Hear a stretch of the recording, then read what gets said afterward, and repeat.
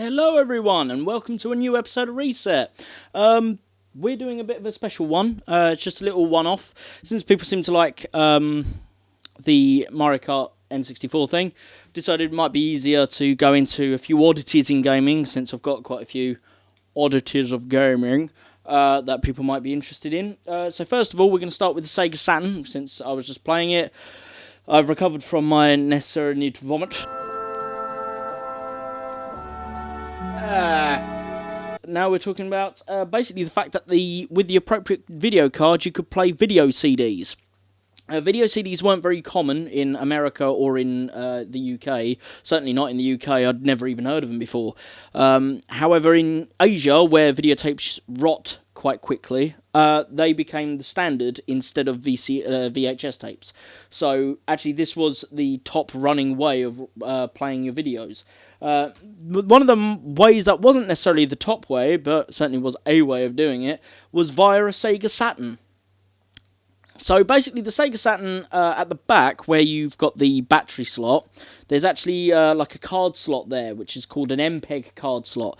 You could put a couple of different things in there, like a photo format thing, which doesn't work anymore, or an MPEG video CD card. And it would enable your Sega Saturn to play higher resolution video content than it could normally. Now in Japan they used this a couple of times. The Wangan Dead Heat game that we played earlier this year, me and Susie, on Valentine's Day. Why? Really? The second disc, at least, of that, I think the first disc as well, but it's definitely the second disc, utilised the VCD card, and there were a few Japanese games, not many, about 5 or 6, that used it mostly to do higher quality animations, but there was a few that did live action. What's not very well known is actually the UK had a very similar thing. I think they had it in America as well, but they certainly have it in the UK. And since I have a Japanese and a UK Sega Saturn, I can actually show what that looks like. So obviously you've seen the Japanese one using Wangan Dead Heat, but now I've got a UK video CD, and I've got the UK video CD card. This says it does Dolby Surround, but considering that the Sega Saturn doesn't, that's probably going to be interpolated instead of actual surround sound. But anyway, interesting part. So, let's have a look. Let's start pressing play. Let's see what works and what doesn't work. So, as you can see, it works. It's playing quite happily. You've got these different options along the bottom of the screen. Now, those options, there's a couple of weird ones in there, which we'll come to in a minute.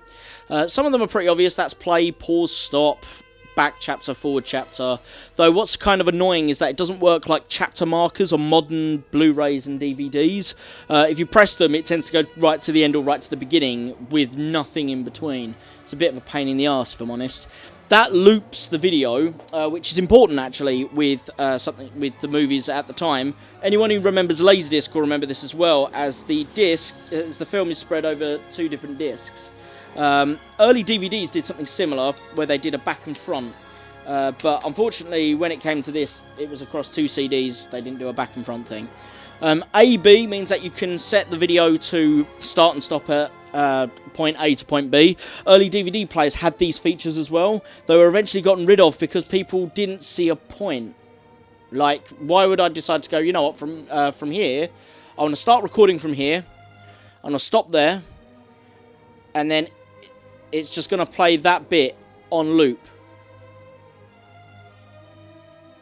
And then basically that would be it. Useless. Intro, I don't really know what that does. Let's press intro. So intro just seems to loop you back to the beginning.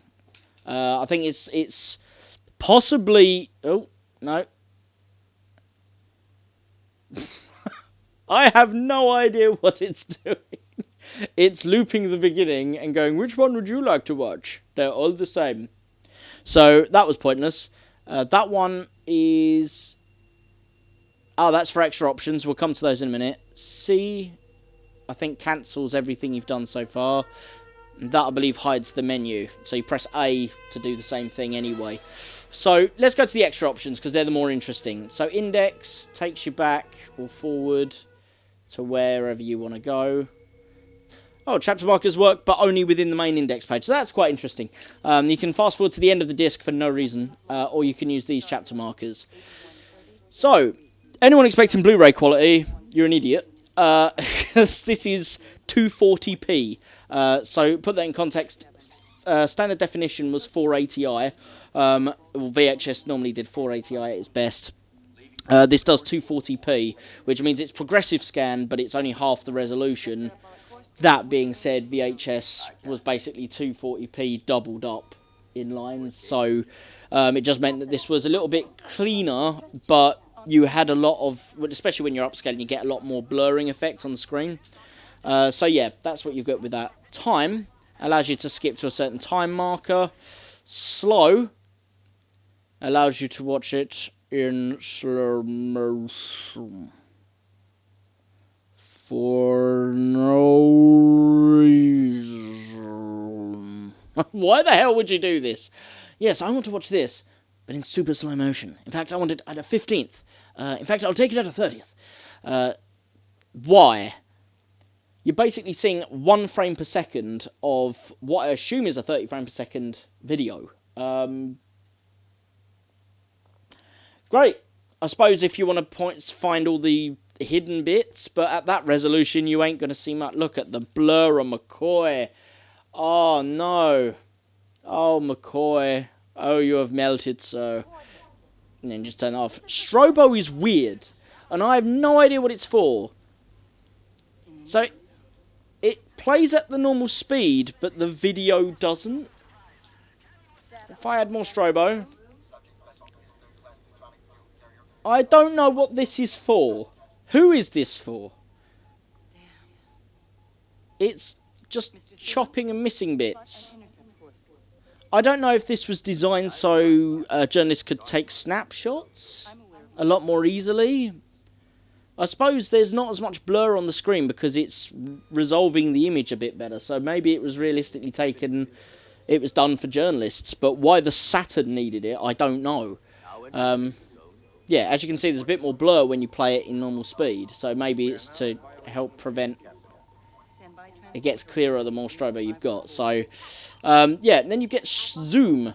Now, zoom is weird because it serves literally no purpose. So I'll zoom in.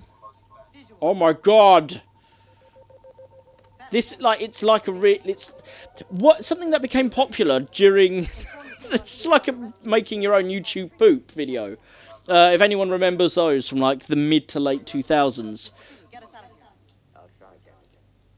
Like, you just move across and like make it irritating to watch.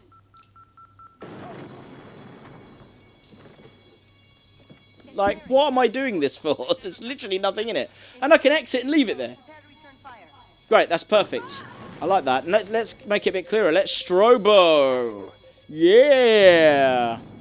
Let's go forward a step. Let's, like, you know, I don't want to be fucking about just that bit. I want to see the strobo zoom action anywhere I can. What? Okay, so you press B and it cancels off everything you've done. And then you've got the flash. Give me the flash. Give me the flash. Which, again, does this. And I don't know what it's enabling you to do. Because if I had more intervals, it speeds up how many times it's refreshing that, but I don't know what that's for either. It seems to be just showing me the frames side by side. If I press manual flash, it's allowing me to select things, but like I select when it updates. And you get in the bottom right corner of the live action one. I don't know what that's for. Oh, press B, I can delete them. Fantastic. How do I clear? Clear. There we go. So there you go. That's a look at what the video CD does. The rest of this is just Star Trek Wrath of Khan at very low resolution. Huzzah! So I hope you enjoyed that. That is excellent.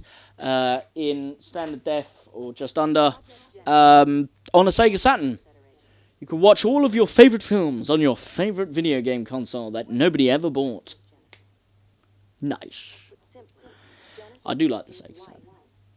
I want to play Sonic R. I'll see you when I'm playing Sonic R.